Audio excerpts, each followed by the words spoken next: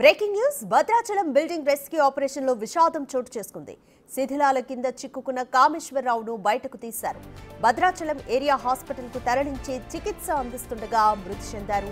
అయితే ఇంకా శిథిలాల కిందే ఉపేందర్ అనే కార్మికుడు ఉన్నాడు. ఉపేందర్ కోసం ఘటనా స్థలం వద్ద ఎన్డీఆర్ఎఫ్ సింగరేణి బృందాల రెస్క్యూ ఆపరేషన్ కొనసాగుతోంది.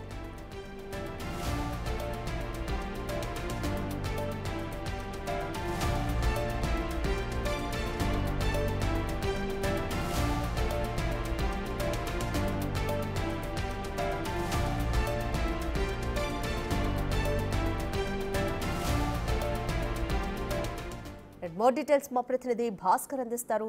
భాస్కర్, శిథిలాల కింద చిక్కుకున్న కామేశ్వరరావు అయితే చికిత్స పొందుతూ మృతి చెందారు. వారి కుటుంబ సభ్యులు ఏమంటున్నారు? అలాగే ఉపేందర్ ఆచూకీని కూడా ట్రై చేస్తున్నారు. ఇంతవరకు వచ్చినాయి పనులు. ఇప్పటికే భద్రాచలం పట్టణంలో నిన్న మధ్యాహ్నం జరిగినటువంటి ఈ యొక్క బిల్డింగ్ నిర్మాణం సమయంలో ఒకసారి పేకమెడ్ల కుప్పకూలిపోయిన ఘటనలో కార్మికులు చిక్కుకున్నారు. ఒకళ్ళని రెస్క్యూ చేసి తెల్లవారుజాము 2 గంటల సమయంలో వాళ్ళని సేవ్ చేసినటువంటి ఎన్డీఆర్ఎఫ్ సిబ్బంది మరోవైపున అతను చికిత్స పొందుతూనే భద్రాచలం ఏరియా ప్రభుత్వ ఆసుపత్రిలో మృతి చెందిన నేపథ్యం అవుతుంది. మరోవైపున ఆ శిథిలాల కింద మరో కార్మికుడు కూడా ఉన్నట్టుగా తెలుస్తుంది. తమ తమ్ముడు జాడ కోసం కూడా కుటుంబీకులు మొత్తం కూడా రోధిస్తున్న నేపథ్యం అయితే ఉంది. మరోవైపున కామేశ్వరరావు కుటుంబీకులు కూడా కన్నీరు మున్నీరు అవుతున్న నేపథ్యం అయితే ఉంది.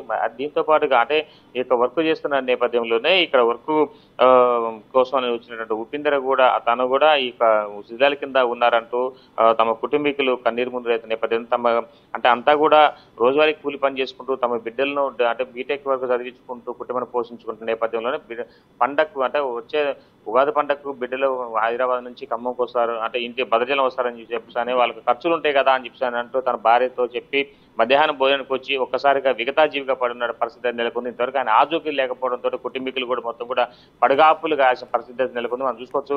ఇప్పుడు శిథిలాల దగ్గరకు మొత్తం కూడా మనం ఉన్నాం. ఈ శిథిలాల సమీపంలో అంటే నిబంధనలకు విరుద్ధంగా శ్రీపత్ అనే వ్యక్తి ఒక 40 ఏళ్ల క్రితం ఒక పాత బిల్డింగ్ కొనుగోలు చేసి ఆ బిల్డింగ్ లోనే G+1 కు ఉన్న దానికి మొత్తానికైతే కేవలం 9 అంగుళాలు మాత్రమే ఉన్నటువంటి పిల్లర్ పైన 6 అంతస్తుల వరకు కూడా వేయడంతో ఈ యొక్క లోడ్ ఆపలేక మొత్తంగా కుప్పకూలిన పరిస్థితి నెలకొని ఉంది. మరోవైపున వాస్తవంగా ఒక బిల్డింగ్ నిర్మాణం చేయాలంటే సుమారు 12 అంగుళాల నుంచి 18 అంగుళాల వరకు పిల్లర్లు వేసుకుంటూ దాంతోపాటు 12 mm నుంచి 18 mm రాడ్స్ కూడా వినియోగించుకునే అవకాశం ఉంటుంది. కానీ ఇక్కడ చేసినటువంటి శ్రీపతి నిర్మాణ విషయంలో మాత్రం కేవలం నిబంధనలకు విరుద్ధంగా ఎలాంటి అనుమతులు లేకుండానే ఈ యొక్క బిల్డింగ్ నిర్మాణం చేశారనేది పంచాయతీరాజ్ శాఖ అధికారులు కూడా చెప్తున్నారు. మరోవైపు చూసుకుంటే స్థానికులు కూడా ఈ యొక్క అక్రమ కట్టాలు కొనసాగిస్తున్నారంటూ కూడా సంబంధిత ఐటీడీఏ పీఓకు కూడా పలుమార్లు వినతులు ఇచ్చారు. అయినా కానీ ఆయన పెడచోని పెట్టి దొందవైఖరితో నిర్మాణాలు కొనసాగించారు. చూసుకోవచ్చు క్లియర్ గా మన విజువల్ లో చాలా వరకు అంటే 12 mm రాడ్స్ తోటే బిల్డింగ్ మొత్తం కూడా 6 ఫ్లోర్ల వరకు వేసుకుంటున్న నేపథ్యం అవుతుంది. కేవలం 9 అంగుళాలకు ఉన్నటువంటి ఒక అంటే పిల్లర్స్ మాత్రమే వాటిని ఆయన నిర్మాణం చేసుకుంటూ 5-6 స్టేర్ల వరకు వేసుకుంటున్న నేపథ్యం అయితే ఫలితంగా లోడ్ ఆపలేకనే ఇదంతా కూడా ఘటన జరిగిందని తెలుస్తున్న నేపథ్యం అయితే తన తమ్ముడు జాడ కోసం కావచ్చు లోపల ఉన్నటువంటి వ్యక్తుల యొక్క జాడ కోసం కూడా పూర్తిగా వాళ్ళంతా కూడా అంటే ఇక్కడ పడిగాపులు గాయాల్సిన పరిస్థితి అయితే నెలకొని ఉంది. మొత్తానికైతే ఈ యొక్క ఘటనకు సంబంధించి తమ యొక్క కుటుంబీకులు కూడా ఇక్కడ రాత్రి నుంచి కూడా అంటే నిన్న ఘటన జరిగిన ప్రాంతం నుంచి అంటే వాళ్ళంతా కూడా చేరుకొని ఇక్కడే వాళ్ళ తమ్ముడు కోసం కుటుంబీకుల కోసం నిరీక్షిస్తున్న నేపథ్యం ఉంది. మనతో పాటు ఇప్పుడు లోపల ఉన్నటువంటి ఉపేంద్ర కోసం తమ అన్న కావచ్చు కుటుంబీకులు కూడా రోధిస్తున్న నేపథ్యం అవుతుంది. మనం మాట్లాడి చూద్దాం ఒకసారి ఎప్పుడు ఏమైంది ఇదంతా. నిన్న 3 గంటలకు పడిపోయింది సార్. ఇన్సిడెంట్ నిన్న 3 గంటలకు జరిగింది. అప్పటి నుండి మేము పడగాపులు కట్టుకుని ఉన్న అధికారులు రాత్రి 2 గంటలప్పుడు ఒక మనిషిని తీశారు. ఆయన హాస్పిటల్ తీసుకెళ్ళగా ఆయన చనిపోయింది. మళ్ళీ అప్పటి నుండి ఎవరు లేరు. 4 గంటలకే పని మొదలు పెడుతున్నారు. ఇప్పుడు 7 అవుతుంది, ఇంకా ఎవరు రాలేదు.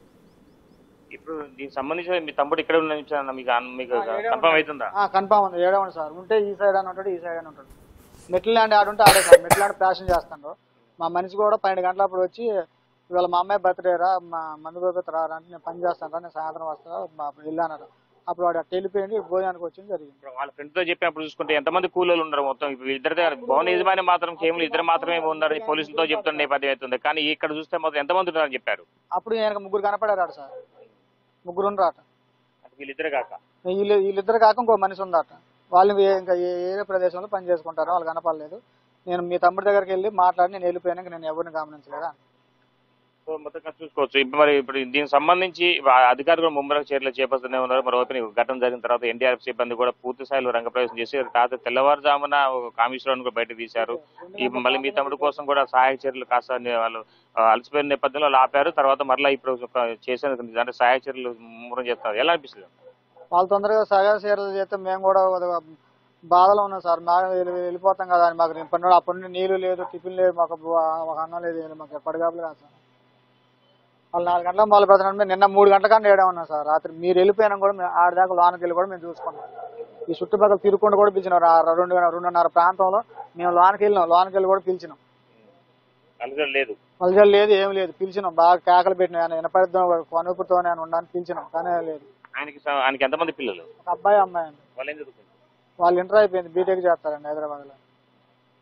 చూడొచ్చు రాధిక, మొత్తానికి మరోవైపు స్థానికులు కూడా మొత్తం కూడా ఈ యొక్క ఘటన సంబంధించి వాళ్ళు కూడా ఆవేదన వ్యక్తం చేసిన నేపథ్యం ఉంది. ఎందుకంటే వాస్తవంగా బిల్డింగ్ నిర్మాణానికి సంబంధించి చాలా వరకు కూడా అంటే నిబంధనలకు విరుద్ధంగా ఎలాంటి పర్మిషన్ లేకుండానే తనకి ఇష్టానుసారంగా శ్రీపతి నిర్మాణాలకు శ్రీకారం చుట్టిండు. మరోవైపున అసలు అంటే ఒకవైపున అధికారికంగా గ్రామ పంచాయతీ నుంచి కూడా ఎలాంటి యొక్క అనుమతులు లేవు. మరోవైపున అక్రమ నిర్మాణాలు చేస్తున్నారంటూ స్థానికులు కంప్లైంట్ ఇచ్చినా సరే వాళ్ళపై కూడా దురుసుగా ప్రవర్తించడం పాటుగా వాళ్ళపై భౌతికంగా వాళ్ళు దాడి చేసేందుకు అంటే ఘటనలు కూడా ఉన్నాయని చెప్తున్న నేపథ్యం. ఎవరైనా దీని ఇంటి నిర్మాణం సంబంధించి మాట్లాడితే వాళ్ళపై కూడా ఆయనకు ఉన్నటువంటి అహంకారంతో కావచ్చు, ఆర్థిక బలంతో వాళ్ళందరినీ కూడా బెదిరింపులకు పాల్పడిన నేపథ్యం అయితే ఉంది. మొత్తానికైతే ఈ ఘటన సంబంధించి ఇప్పుడు పోయిన ప్రాణాలు బాధ్యత ఎవరు వహిస్తారనే దానిపై కూడా ఇక్కడ ఉన్న బాధ్యత కూడా ఆవేదన వ్యక్తం చేసిన నేపథ్యం ఉంది. కానీ బిల్డింగ్ నిర్మాణం జరుగుతున్న సమయంలో మాత్రం కనీసం ఎలాంటి నాణ్యత పరిణామాలు పాటించకపోవడం, మరోవైపున అసలు కేవలం 9 అంగుళాల పిల్లర్ మీదనే 5 అంతస్తులు లోడు గల బిల్డింగ్ నిర్మాణం చేయడం వెనుక మాత్రం ఇది ముమ్మాటికి ఆయన యొక్క దుశ్చర్యగానే చూసుకోవచ్చు అని చెప్తున్న నేపథ్యం అయితే ఉంది. స్థానికులు మాత్రం దీనికి సంబంధించి అసలు వాళ్ళతో కూడా మాట్లాడుతుంటారు. అసలు ఎలా వాళ్ళు గతంలో కూడా కంప్లైంట్ ఇచ్చారని చెప్పి అంటున్నారు. చెప్పండి, ఈ ఇంటి నిర్మాణం మొత్తం కూడా అక్రమంగా జరుగుతుందని చెప్పి అన్నారు. చాలా మంది కంప్లైంట్ కూడా ఇచ్చారంట. దీనిపై మనం ఎలా చూస్తుంది? ఇది చాలా ఘోరమైన సంఘటన అండి. భద్రాచలంలో మొట్టమొదటిసారి ఇలాంటి ఇన్సిడెంట్ జరిగింది. కనీస పరిజ్ఞానం మామూలు కూలికి వచ్చాయని అడిగినా కానీ 9 అంగుళాల పిల్లర్ మీద ఇన్ని అంతస్తులు వేయకూడదనే జ్ఞానం ఎవరిని అడిగినా చెప్తాడు. అది కూడా 12 mm రాడ్ తోటి 6 అంతస్తుల బిల్డింగ్ ఇంత భవన నిర్మాణం చేశాడు. అతను గతంలో కూడా ఈవో పర్యటన చేశాడు, చూశారు.